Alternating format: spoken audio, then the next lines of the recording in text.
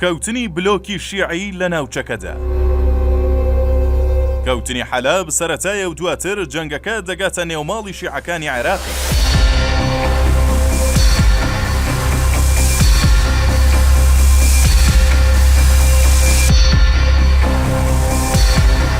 دیمەنەکانی چەند ڕۆژی ڕابردووی جەنگی ناوچەکە و بەتایبەت سووریا تەواو دراماتیکی بوون. ئۆپۆزیسیۆنە سوننەکان لە ماوەی تەنها هەفتا کاتژمێردا بە جۆرێک حەلەب و ناوچەکانی 72 خست کە شیعەکان و ئێرانی هاوپەیمانیان بە تەواوی شۆک بوون. کەوتنی حەلەب لەسەر دەستی بەرەی نووسرا بەواتای کەوتن یاخود جێبەجێکردنی پلانی بڕینی شادەماری هاتوچۆی چەک دێت لە نێوان ئێران و گروپە هاودەستەکانی. ئیزرائیل و ئەمریکا باشکرا لە پشتی پلانی جەنگە نوێیەکەن و دەڵێن سووریا و عێراق بوونەتە گۆڕەپانی تەڕاتێنی گروپە میلیشیا شیعەکان و هۆکاری نائارامی ناوچەکە. هەر بۆیە پلانی دوای سووریا ئەو وڵات و ناوچەیە دێت کە شیعە تێیدا باڵادەستە. حەلەب هێندە بە خێراییدا ڕما کە سوپاکەی بەشار ئەسەد تەنانەت توانای بردننی چەکە قورسەکانیشیان نەبوو. گرتوخانەکان چۆڵکران و دەستگیرە بەسەر تەواوی ئەو چەک و پێداویستیە جەنگیانەی کە سوپاکەی ئەسەد بەجێیان هێشتن. ئیسرائیلیەکان پێش دەستپێکی هەڵگیرسانی جەنگ لە سووریا و دەستخستنە بینەقاقای گروپە میلیشیاکان لە لوبنان سەروبنی حیزبوڵایان کرد و جگە لە کوشتنی ئەمیر و چوار لە ئەنجامانی مەکتەبی سیاسی تەواوی پەیکەر یابووری و سەربازیان خاپور کردن.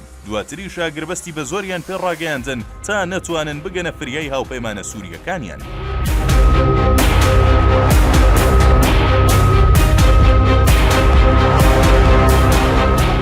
نیەت و نیازی ئەمریکی و ئیسرائیلیەکان بریتیە لە بڕینی شادەماری ڕێگەی گواستنەوەی چەک لە ئێران و سوپای پاسدارانەوە بۆ سووریا و دواتر لوبنان و ناوچەکانی بندەستی ئیسرائیل. هەر بۆیە لە ئێستادا جەرگەی داخڵکردنی چەکەکان و ئاڵوگۆڕکردنیان لە نێو حەلەب پچڕێنراوە. تورکیا هاودەست و جێبەجێکاری پلانەکەی و بە وردی سەرپەرشتی بەرەیەکی گەورەی جەنگەکە دەکات. بەناردنی چەک و هاوکاری هەواڵگری و هاوکاری دوای دەست بەسەراگرتنی ناوچە کۆنتڕۆڵکراوەکان. هەرچی سەبارەت بە ڕۆژاوای کوردستان و ئیدارەی خۆسەرە دۆخەکە لەبار نییە. بۆ پێی بەشێکی و ناوچانەی بەرەی نووسرا پێشڕاوی تێدا کردووە لە ژێردەستی هێزە کوردیەکاندایە. بۆیە یان دەبێت ڕێککەوتن بکرێت یان دەبێت ڕوبەڕووبوونەوە لە نێوان کورد و گروپەدا ڕوو بدات کە هێزەکانی هەسەدا لە ئێستادا زۆر تۆکمە و پڕچەکەن.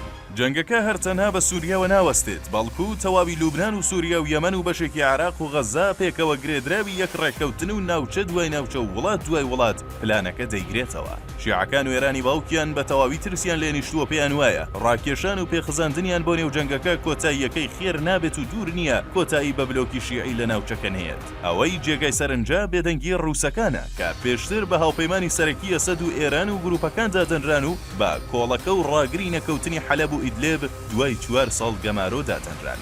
ڕووسەکان ماوەی ساڵێکە بە دیاریکراوی لە ئەسەد و ڕژێمەکەی و ئێرانیەکان هەڵگەڕاونەتەوە و پێشتریش ئێرانیەکان چەند جارێکەوەیان ڕاگەاند بوو کە دەستگای هەواڵگری ڕووس شوێنی سەرکردەکانی سوپای پاسداران و ئیتلاعاتی ئاشکرا کردووە بۆ موساد و بە ئاسانی لۆکەیشن و GPS-ئەکانی ڕادەست کردوون. پێدەچێت ئیسرائیل و تورک و ئەمریکیەکان لەم کاتەدا تەنها بیانەوێت هێڵی 72 کە حەلەب و چەند شارێکی ترا پاک بکەنەوە و هەنگاوی دواتر بکەنە دامەزراندنی ئیدارەی خۆسەر بۆ بەرەی نووسرەی هاوپەیمان و نەیانەوێت تەواوی ناوچەکان بخەنە بندەستی خۆیان و جەنگەکە هێندەی تر فراوان بکەن.